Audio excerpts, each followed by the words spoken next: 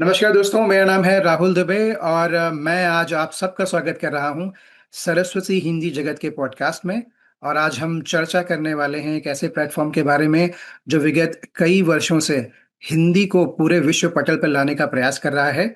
तो इससे पहले मैं आगे बढ़ूँ, मैं आज आपको इंट्रोडक्शन कराता हूँ मिसेस प्रियंका मिश्रा जी से, जो उसकी फाउंडर एंड डायरेक्टर हैं। और उनकी कोर टीम भी आज हमारे साथ है, उनसे हम बाद में बात करेंगे। लेकिन पहले सबसे पहले कुछ जानते हैं कि ये संस्था है क्या, इसकी कार्यशैली क्या है और ये किस तरह से भाषा को विश्व पटल पर ले जा रही है। तो प्रियंका मिश्रा जी, आपका बहुत बहुत स्वागत है।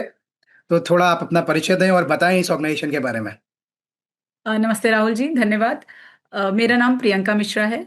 मैं हम्म। सरस्वती हिंदी जगत की संस्थापिका हूँ। अ, हमारी संस्था पिछले 6 वर्षों से ऑनलाइन हिंदी पढ़ाने का कार्य कर रही है। ऑनलाइन माध्यम की शुरुआत हमने 2019 से करी।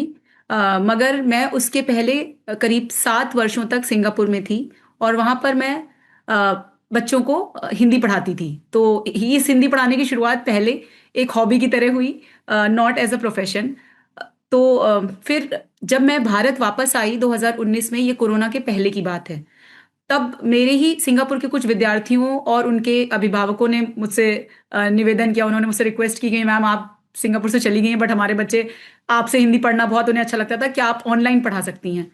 तो इस तरीके से इस आइडिया की शुरुआत हुई। हम ये कह सकते हैं कि मैं ऑनलाइन भी हिंदी पढ़ा सकती हूँ। कोरोना तो उसके काफ़ी बाद में हुआ। ये मैं 2019 जून की बात कर रही हूँ। फिर मैंने शुरुआत में रिसर्च किया, पता करने की कोशिश की कि हम ऑनलाइन कैसे पढ़ा सकते हैं। मैंने प्लेटफॉर्म समझने की कोशिश की, तरीके समझने की कोशिश की एंड हमने ऑनलाइन पढ़ाना शुरू किया। फिर 2020 में जब कोरोना हुआ, मैं तकरीबन 1 साल तक पुणे में थी और मैंने ऑनलाइन पहले खुद पढ़ाया, खुद सीखा, चीज़ों को समझा कैसे करना है।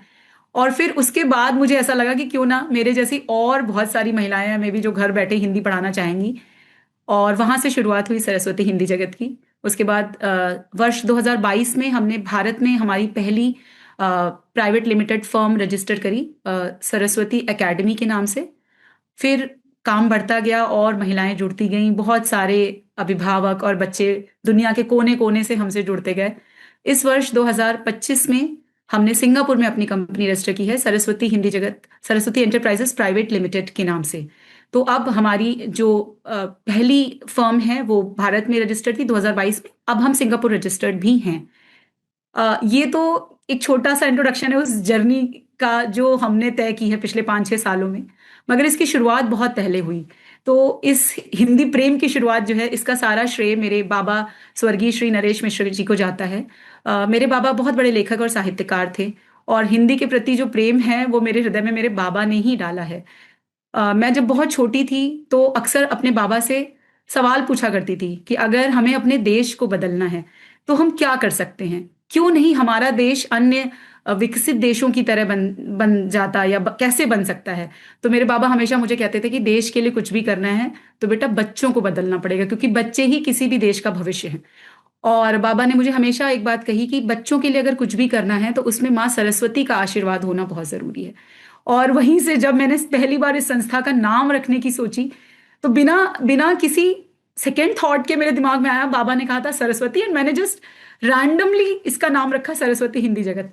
और जिस दिन से मैंने माँ सरस्वती को इस कार्य से जोड़ दिया, उसके बाद हमें पीछे देखने की जरूरत नहीं हुई। आ, हम धीरे धीरे पिछले 5-6 सालों में हमने तकनीकी, कृत्रिम बुद्धिमत्ता, इन सब चीज़ों का प्रयोग किया और हमने हिंदी पढ़ाने के लिए एक ऐसा मंच तैयार किया जहां बच्चे ऑनलाइन हिंदी पढ़ सकें। और सबसे बड़ा जो चैलेंज है या जो चुनौती है वो हिंदी पढ़ाने में हमने ये देखा कि ज़्यादातर बच्चों को हिंदी पढ़ना बहुत बोरिंग लगता है कभी कभी। और दूसरा, हिंदी पढ़ाने के लिए हम आज भी बहुत ज़्यादा ट्रेडिशनल तरीकों का प्रयोग करते हैं, जहां आप देखेंगे कि अंग्रेजी, मैथ, साइंस और सब्जेक्ट्स के लिए हमारे पास तरह तरह के प्लेटफॉर्म्स हैं, गेम्स हैं, वर्कशीट्स हैं, डिफरेंट अप्रोचेस हैं। हिंदी को हम अभी भी बहुत कंजर्वेटिव तरीके से पढ़ाने की कोशिश करते हैं। और वहीं पर हम हमारी संस्था के माध्यम से ये प्रयास कर रहे हैं कि हम हिंदी के साथ तकनीकी का ऐसा एक ब्लेंड करें। हम हिंदी को तकनीकी की मदद से इतने रुचिकर तरीके से पढ़ाएं कि दुनिया के किसी भी कोने में बैठे बच्चे को फिर हिंदी पढ़ना बोरिंग ना लगे। तो इसी ध्येय के साथ हम पिछले 5-6 सालों से काम कर रहे हैं। आई थिंक मैं संक्षिप्त में ये कह सकती हूँ कि जो हमारी संस्था है सरस्वती हिंदी जगत, हमारा अब 2 मिशन है, हमारे 2 मिशन हैं अब। पहला मिशन तो है कि हम हमारे माननीय प्रधानमंत्री श्री नरेंद्र मोदी जी के साथ मिलकर हिंदी के प्रचार प्रसार में कार्यरत रहना चाहते हैं। हम चाहते हैं कि सरस्वती हिंदी जगत भविष्य में हिंदी के लिए एक ऐसा एकमात्र मंच बने जहां दुनिया के किसी भी कोने में बैठे किसी भी बच्चे या किसी भी इवन अडल्ट को अगर कोई भी हिंदी पढ़ना या सीखना चाहता है तो हम उनके लिए एक कॉम्प्रिहेंसिव प्लेटफॉर्म की तरह उभर कर आए। साथ ही साथ हम हिंदी के माध्यम से रोजगार को जोड़ने का प्रयास कर रहे हैं, जो कि हमारा दूसरा मेन मोटिव है। जो हमारा दूसरा उद्देश्य है वो ये है कि हम हिंदी को रोजगार से जोड़ सकें, क्योंकि जब भी हम हिंदी पढ़ने पढ़ाने की बात करते हैं हमें इस बात का ध्यान रखना पड़ेगा कि भविष्य में ज्यादा से ज्यादा लोग हिंदी पढ़ना सीखना तभी चाहेंगे जब हिंदी से रोजगार के अवसर भी जुड़े। इसीलिए हमने महिलाओं के लिए एक ऐसा सशक्त मंच तैयार किया है। हम महिला सशक्तिकरण को लेकर बहुत ज्यादा सीरियस हैं। इसीलिए हमारे पास इस समय 100 से अधिक महिला शिक्षिकाओं की एक टीम है जो कि ऑनलाइन माध्यम से हिंदी पढ़ाने को लेकर हमने उनका बाकायदा प्रशिक्षण किया और वो बहुत ही पावरफुल इम्पैक्टफुल तरीके से हिंदी पढ़ा रही हैं। तो हम ये चाहते हैं कि इस मंच के माध्यम से ऐसी महिलाएं जो हिंदी भाषी हैं या जिन्हें हिंदी का ज्ञान है और जो हिंदी भाषा पढ़ने या पढ़ाने में रुचि रखती हैं, उनके लिए सरस्वती हिंदी जगत एक ऐसा मंच तैयार करे जिससे वे घर बैठे एक अच्छी आय पैदा कर सकें और इस मंच के माध्यम से हिंदी पढ़ाने के अपने प्रेम को भी पूरी दुनिया में फैला सकें। ठीक है मैम, ये आपका जो विवरण था काफी डिस्क्रिप्टिव था और ये सुन के बड़ा अच्छा लगा कि जो उसके पीछे की शुरुआत थी, जहाँ पे आपने अपने नाना जी, राइट, आपने अपने नाना जी का उल्लेख किया था कि उनका जो भाषा का प्रेम, ये बात आपने बिल्कुल सही कही। अगर किसी राष्ट्र को आगे बढ़ना है या हमें संस्कृति को बढ़ाना है तो भाषा सबसे पहला पिलर होता है, क्योंकि भाषा ही हमारी अभिव्यक्ति है। वही हमें विभिन्न संस्कृतियों से जोड़ती है, क्योंकि वो हमें सुदृढ़ बनाती है, हमारे व्यक्तित्व के विकास के लिए बहुत आवश्यक है। और जितना भाषा पर कमांड होगा उतना हमें हमारे विचारों पे कमांड होगा, और जैसे हम कहते हैं ना आज की डेट में प्रेजेंटेशन स्किल्स, वो हमारी उतनी ही स्ट्रांग होंगी। तो काफी अच्छा सुन के लगा, और ये भी बहुत अच्छा सुन के लगा कि नारी सशक्तिकरण के लिए जो आप ये प्रयास कर ली हैं ये वाकई सराहनीय है। और ये बहुत अच्छा लगा सुन के कि आपने 100 से अधिक ऑनलाइन ट्यूटर्स टीचर्स को अपने पास रिक्रूट किया है और वो अनवरत कार्य कर रहे हैं, और जिस शैली का आप उपयोग कर रही हैं, टेक्नोलॉजी को जिस तरह से जोड़ रही हैं, ये बहुत ज़रूरी है। क्योंकि बात तो बिल्कुल सही कही आपने कि जब हम लैंग्वेज को पढ़ाते हैं तो बहुत ट्रेडिशनल तरीकों को अक्सर हम यूज़ कर रहे होते हैं, कि जो आज के ज़माने में या जो ये आगे की आने वाली जनरेशन है जिसे हम अल्फ़ा और या जेन ज़ी की जनरेशन कहते हैं, ये उससे जल्दी संबद्ध नहीं हो पाती। तो कहीं न कहीं हमें टेक्नोलॉजी का एक अच्छा यूज़ करने की आवश्यकता है, और ये बहुत अच्छा लगा सुन के कि आपने काफ़ी सारे तरीके निकाले हैं। तो वाक़ई ये बहुत अच्छा है। और इसी क्रम में हम थोड़ा आगे चलते हैं। आपकी कोर टीम से भी बात करेंगे और समझेंगे कि उनके क्या एक्सपीरियंसेस हैं, वो कैसे अपनी दैनिक दिनचर्या में इस पर्टिकुलर जीवन को जी रही हैं, और इस ऑनलाइन ऑनलाइन ट्यूटिंग के प्लेटफ़ॉर्म को अपने जीवन में उतार के किस तरह से भाषा को आगे फैला रही हैं। क्योंकि कई ऐसे भारतीय हैं जो बाहर रहते हैं, जिनके बच्चों को ये दिक्कत है। मैंने भी सुना है, मैंने भी उनसे बात की है, और मैं समझता हूँ कि ऐसा प्लेटफ़ॉर्म शायद ही वर्ल्ड में किसी के पास है जो इतना कॉम्प्रिहेंसिव है। So thank you so much. आइए चलते हैं और लोगों से बात करते हैं। ये दोस्तों, अब हम बात करते हैं स्कोर टीम की सबसे वरिष्ठ शिक्षिका श्रीमती अंजुला अग्रवाल जी से। और उनके लिए मेरे पास एक स्पेशल क्वेश्चन है, एक स्पेशल प्रश्न है जो मैं वाकई उनसे पूछना चाहूँगा कि जैसा मुझे पता चला है। तो नमस्कार अंजुला मैडम जी। मेरा प्रश्न आपसे ये है कि ऑनलाइन माध्यम से देश-विदेश के विद्यार्थियों को पढ़ाने का आपका अनुभव कैसा रहा? और मैं समझ सकता हूँ कि आपका जो शैक्षिक एक्सपीरियंस है, वो काफ़ी ज़्यादा है, लेकिन टेक्नोलॉजी एक चैलेंज ज़रूर रहा होगा। तो मैं ये जानना चाहूँगा कि आपने इस चैलेंज को कैसे ग्रैब किया? आपने कैसे इस चीज़ को लर्न किया, और कैसे आप इस ऑनलाइन मोडस ऑफ ऑपरेंडी में अपने आप को एडजस्ट करते हुए हिंदी पढ़ा रही हैं? धन्यवाद राहुल जी। नमस्कार। मेरा नाम अंजुला अग्रवाल है, मैं कुमारी अंजुला अग्रवाल हूँ। और मैं वैसे तो इस शिक्षा के क्षेत्र में 40 साल से जुड़ी हुई हूँ। मैंने टीचिंग की है 40 साल, 40 years।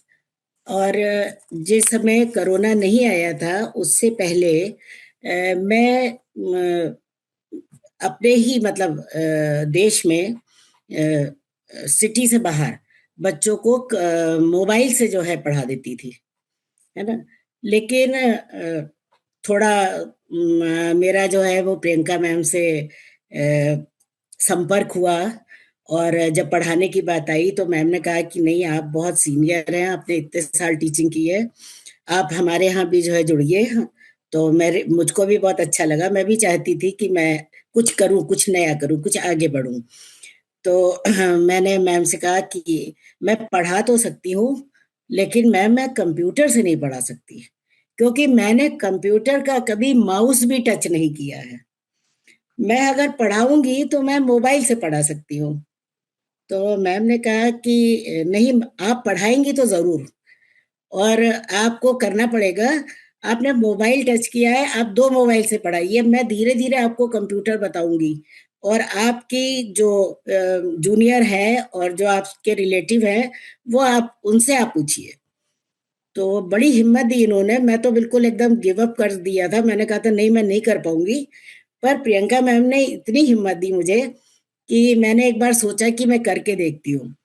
और फिर जब मैंने कंप्यूटर, मेरे भतीजी और भतीजे और भांजी और सबने मुझको थोड़ा थोड़ा चीजें बताई, फिर मुझे बड़ा इंटरेस्ट आने लगा। मैं अपने आप गूगल खोल करके भी क्वेश्चन पूछती हूँ, और उससे जो है ज्वाइन करती हूँ, उससे काम करती हूँ।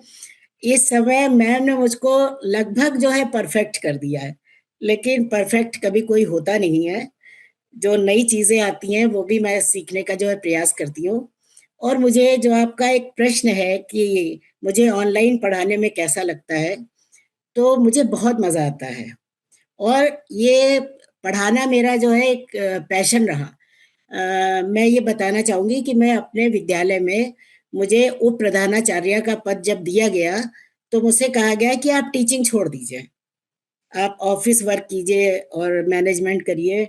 तो मैंने कहा देखिए, मैं एक टीचर बनकर यहाँ पर आई हूँ, मैं टीचिंग नहीं छोड़ूंगी, मैं बच्चों को पढ़ाऊंगी जरूर।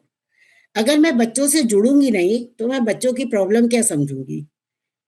मेरा तो मतलब वो जो नॉलेज है वो मेरी बिल्कुल एकदम डेड हो जाएगी। मैं पढ़ाऊंगी और मैं काम भी करूंगी। वो बात अलग है कि आप मुझे 7 पीरियड की जगह जो है 3 पीरियड दे दीजिए, 2 दे दीजिए, और मैंने जो है टीचिंग की, और मैं रिटायर हो गई हूँ। मैं आज इस संस्था से जो है लगभग लगभग 4.5-5 साल हो गए जुड़े हुए। लेकिन मैं अपने को रिटायर नहीं समझती हूँ। रिटायर वो होता है जो कुछ ना करे, और मैं आज भी बहुत कुछ कर रही हूँ। मैं पूरा दिन अपनी इस संस्था को, अपनी प्रियंका मैम को समर्पित हूँ। वो जब हमसे जो काम कहेंगी तब मैं तैयार हूँ, और मुझे बड़ा मजा आता है।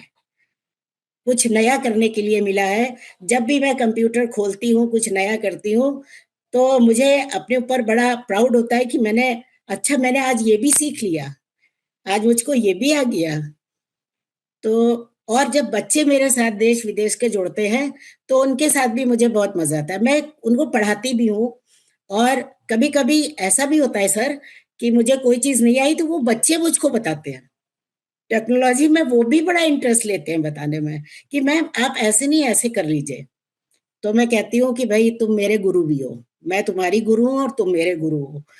हिंदी मैं पढ़ा रही हूँ और टेक्नोलॉजी जो है तुम मुझे सिखा रहे हो। और फिर हम उनको अपना मतलब अपनी जो हमारी जर्नी है, हमारी लाइफ रही है, उससे मैं मोटिवेट करती हूँ। हमने कहा अगर कोई भी व्यक्ति एक ठान लेता है कि हमको ये काम करना है ना, तो वो भविष्य में कुछ भी कर सकता है। असंभव कुछ नहीं है, कठिन जरूर है, कठिन हो सकता है लेकिन असंभव नहीं है। तो मुझे तो उन बच्चों के एक आध बच्चे तो मुझे ऐसे मिले जिन्होंने मुझको जो है फ्रेंच सिखाना चाहा। इंडिया के थे। उन्होंने कहा मैम आप मुझसे फ्रेंच सीखिए। हमने कहा मुझे नहीं आता, के लिए आप 2-4 शब्द सीखिए। तो मैंने फिलहाल सीखा सर, लेकिन मुझे इस समय आप बोलने के लिए ना कहिएगा क्योंकि मुझे कुछ याद नहीं है। बस मैंने वो सीख करके छोड़ दिया। पर बहुत अच्छा लगता था और बड़ा अपनापन मिलता है। पेरेंट्स हैं, बच्चे हैं, बहुत अपनत्व से मिलते हैं। मैं उनकी प्रॉब्लम को एडजस्ट करती हूँ और वो मेरी प्रॉब्लम को एडजस्ट करते हैं, और ये संस्था मुझे एक परिवार की तरह लगती है। इसमें सबसे अच्छी बात यह है कि कोई यहाँ किसी से जेलस नहीं है, सब एक दूसरे की हेल्प करने के लिए तैयार है ना। और मैं तो खैर सबसे बड़ी हुई हूँ, सबसे सीनियर सिटीजन में आ गई हूँ, और मेरे लिए तो सब, मेरी छोटी बहनें हैं, मेरे लिए लड़की बच्चों के समान है। और मैं मैं अपनी तरफ से तो मैं जब तक हूँ इस दुनिया में, तब तक मैं इस संस्था को छोड़ने वाली नहीं हूँ, है ना। और बहुत अच्छा लगा आपसे बात करके, और ऐसा सुन के बड़ा अच्छा लगा जिस तरह से आपने टेक्नोलॉजी में कोप अप किया। और हाँ, ये बात आपने बिल्कुल सही की कि जो आपकी फाउंडर एंड डायरेक्टर हैं, जिस तरह से उन्होंने आपको मोटिवेट किया, आपने चीज़ों को सीखा, आप जिस तरह से इंटरेक्शन बच्चों के साथ करती हैं, ये सुन के मुझे भी बड़ा मज़ा आया। क्योंकि ये एक जो गुरु चेले का जो ये संबंध है, अगर इसको दोनों ही तरफ से लिया जाए तो बहुत कुछ सीखने को मिल जाता है। और बहुत बहुत अच्छा, बहुत ही अच्छा लगा। तब भी आपसे एक प्रश्न है, जैसे आज जी का परिवेश है, हिंदी हिंदी एक भाषा है, हिंदी हमारी मातृभाषा है, क्योंकि जितने भी हम चाहे हम अपने आप को जेन ज़ी कह लें, अल्फ़ा कह लें या उससे पहले वाले कह लें, हमने हमारे ज़माने में हिंदी को ही सबसे प्राइमरी भाषा देखा है, उसमें मैक्सिमम संवाद देखे हैं। आपको क्या लगता है, ये जो आगे आने वाली पीढ़ी है, ठीक है, इसके लिए हिंदी कितनी ज़रूरी है? सर, हिंदी हमारी राष्ट्रभाषा है, और जो इंडिया से जुड़े हैं, इंडिया के किसी भी क्षेत्र से जुड़े हैं, उनके लिए हिंदी अति आवश्यक है। ये बात वो अच्छी तरह से जानते हैं, इसीलिए विदेशों में रहने वाले लोग अपने बच्चों को हिंदी पढ़ा रहे हैं, और हिंदी के माध्यम से ही वो हमारे देश की संस्कृति को समझ सकते हैं, हम अपने देश के संस्कारों को समझ सकते हैं, है ना। आप विश्वास करिए कि मुझे एक गार्जियन है, वो बता रही थी, सिंगापुर में रहती है, और वो कह रही थी कि हम हर पूर्णमासी को सत्यनारायण की कथा करते हैं। और वो लड़की, जब पूर्णिमा की बात आई, तो उन्होंने उसको पीछे से कहा कि बेटा, जिस दिन सत्यनारायण की कथा करते हैं हम लोग, वही पूर्णिमा है, वही पूर्णमासी है। तो वो विदेश में रहने वाले भारतीय अभी भी दिल से भारतीय हैं, है ना। सही कहा। तो वो कभी भी जो है हिंदी ना सीखे, ऐसा हो नहीं सकता। हुँ, हुँ। और कम और ज्यादा की बात तो अलग है कि किसी को बहुत अच्छी आती है कोई भाषा, किसी को कम अच्छी आती है, लेकिन उनके अंदर एक सीखने का, एक हुँ, हुँ। जो है आगे बढ़ने का उनके अंदर भी जज्बा है, हुँ, हुँ। वो भी जो है वो सीखते हैं। तो विदेश में रहने वाले भी पूरी तरह से हिंदी के लिए, मतलब क्या कहें कि मतलब वो अगाध प्रेम है उनके मन में अपने देश के लिए और हिंदी के लिए, और तभी से हमारी संस्था जो है वो दिनों दिन आगे बढ़ रही है, और एक के बाद एक बच्चे जो है जुड़ते आ रहे हैं, और वो एक दूसरे से कहते हैं कि आप हमारी मैम से जो है वो पढ़िए, हिंदी सरस्वती हिंदी जगत के में आइए, आपको जो है नॉलेज मिलेगी, आपको हिंदी मिलेगी। तो मैं यहाँ पर हिंदी एक चीज तो और कभी कहना समाप्त हो चाहूंगी। ही नहीं सकती है। मतलब मेरे हाँ ख्याल जी, हाँ से जी, मैम बोलिए। जी जो हिंदी का प्रेम है, वो मतलब हर भारतीय को एक सूत्र से बांधता है। तो ये जो तो हिंदी बहुत के सही कहा प्रति आपने। प्रेम है, वही हमें वैश्विक रूप से एक एक धागे में पिरोता है। तो मुझे लगता है वो जोड़ देता है। हुँ। प्रेम किसी भी देश में रहने से या किसी भी और संस्कृति से घुलने मिलने से कम नहीं होता, बढ़ता ही जाता है। और मैं काफी दिनों तक सिंगापुर में भी रही हूँ, 7 साल मैंने वहां भी हिंदी पढ़ाई है। तो मुझे खुद भी ऐसा लगता है, जैसा अंजुला मैम कह रही थी हमारी, कि जितना आप हमारी मिट्टी से दूर होते हैं, उतना इसकी सोंधी खुशबू आपको अपनी तरफ और खींचती है। खींचती तो है, सही कहा। आपके मन में वो भाषा सीखने का प्रेम कम नहीं होता है, बढ़ता है। तो मुझे ऐसा लगता है कि ये एक बहुत ही इतना प्योर इमोशन है, which is attach to your mother tongue, which is attach to your languages. और भारत एक मल्टीकल्चरल मल्टी रेशियल सोसाइटी है, तो हमारे यहाँ हिंदी डेफिनेटली हमारी राजभाषा है, पर और जितनी भी अन्य भाषाएं हैं, उनके प्रति भी हमने विदेश में बहुत ज्यादा प्रेम देखा है।